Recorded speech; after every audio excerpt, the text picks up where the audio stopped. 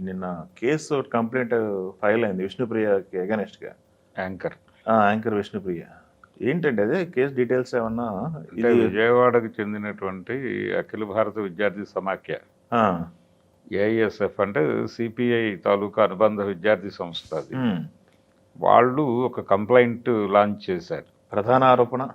ప్రధాన ఆరోపణ ఏంటంటే ఈవిడ కొంచెం అశ్లీల వీడియోల ద్వారా ప్రపంచాన్ని ఆకట్టుకునే ప్రయత్నం చేస్తున్నారు. హ్మ్. అంటే సోషల్ మీడియా వేదికల ద్వారా, సోషల్ మీడియా అంటే మనకి థ్రెడ్స్ దగ్గర నుంచి మొదలు పెడితే ఇన్స్టాగ్రాము, హ్మ్. ఇలా రకరకాల ప్లాట్‌ఫామ్స్ యాప్లు ఉన్నాయి, ప్లాట్ఫామ్స్ ఉన్నాయి.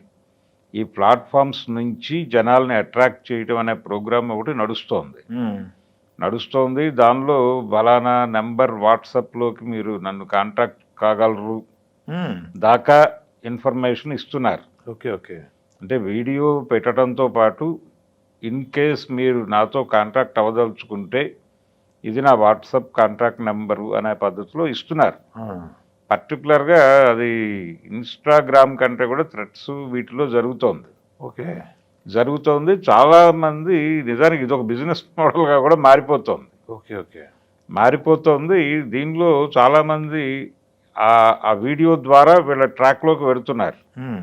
అది వీళ్ళే చేస్తున్నారా, ఇంకెవరన్నా చేస్తున్నారా అనేది కూడా ఒక గోల ఉంది. అంటే ఇప్పుడు విష్ణుప్రియ గారే డైరెక్ట్‌గా ఇన్వాల్వ్ అయ్యి చేస్తున్నారా? లేకపోతే ఆమె ఇన్‌స్టాగ్రామ్‌లో పోస్ట్ చేసినటువంటి వీడియోలు ఏవైతే ఉన్నాయో, అవి తీసుకెళ్ళిపోయి వేరే యాపుల ద్వారా వేరే థర్డ్ పార్టీ ఎవరన్నా ఆ బిజినెస్ చేస్తున్నారా అనేది కూడా ఉంది.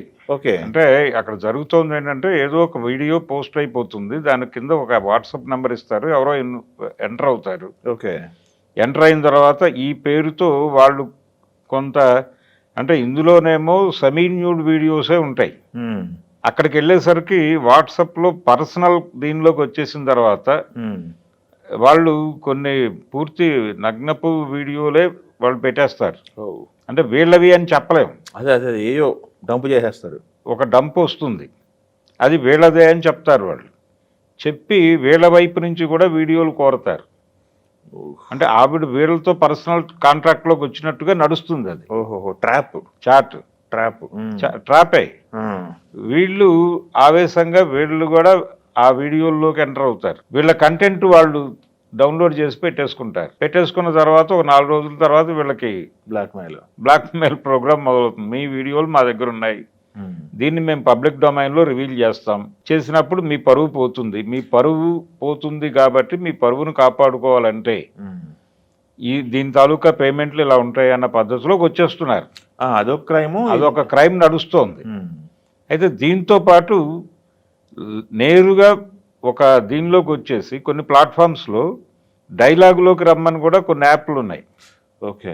అంటే ఈ నెంబర్ ఇచ్చేసి మీరు 1 మినిట్ మాట్లాడితే నిమిషానికి రూపాయి ఛార్జ్. అది ఓహోహో, నిమిషానికి రూపాయి చొప్పున మీరు ఎంతసేపు మాట్లాడితే అంత బిల్ పడిపోతుంది.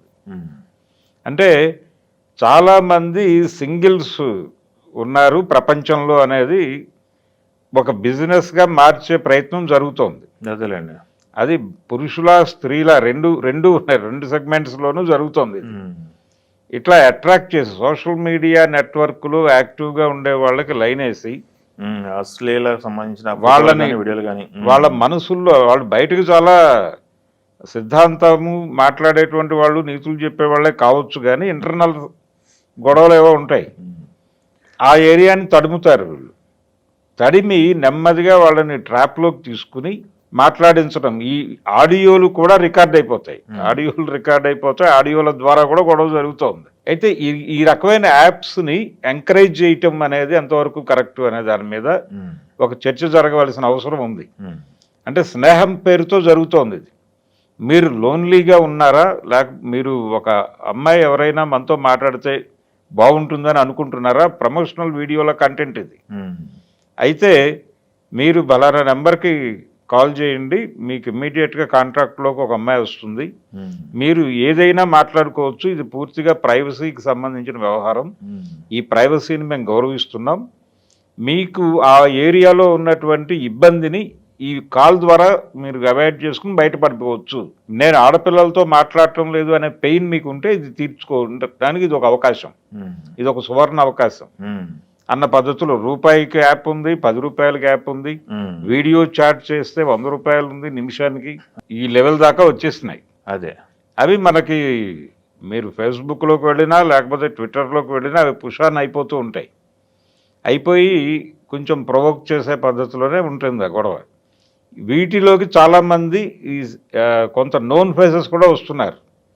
అలా వచ్చినటువంటి నోన్ ఫేసెస్లో విష్ణుప్రియ తన వీడియోస్ పోస్ట్ అవుతున్నాయి. అంటే వీళ్ళు అదే ఇప్పుడు ఇప్పుడు ఇప్పుడు అవి పోస్ట్ అవుతున్నాయి, ఓకే, వీళ్ళు కంప్లైంట్ ఇచ్చారు, ఓకే. కాకపోతే తను నోటీసులో ఉండి వచ్చిందా, లేకపోతే తన పేరు చెప్పి ఎవరన్నా వీడియోలు పోస్ట్ చేస్తున్నారా? నోటీసులో లేకుండా ఇన్స్టాలో వచ్చేసి తర్వాత ఈ యాప్స్లో దీన్ని ఒక వ్యాపారపు మోడల్గా కూడా మార్చి చేసి ఉండొచ్చు అనేది ఇప్పుడు డౌట్. అదేలేండి. ఇలాంటి బిజినెస్లు, ఇలాంటి యాప్లు, ఇలాంటి అవకాశాలు కల్పిస్తున్నవి మనకి జీవితంలో రోజువారీ జేబులో ఫోన్ ఉన్న ప్రతివాడికి ఈ నోటిఫికేషన్స్ వస్తున్నాయి. వచ్చేసి వాళ్ళ నోటిఫికేషన్స్ పుష్ అయ్యి ఇక్కడ ఉన్నటువంటి గౌరవప్రదమైన వ్యక్తులను కూడా దానిలోకి లాగుతున్నారు.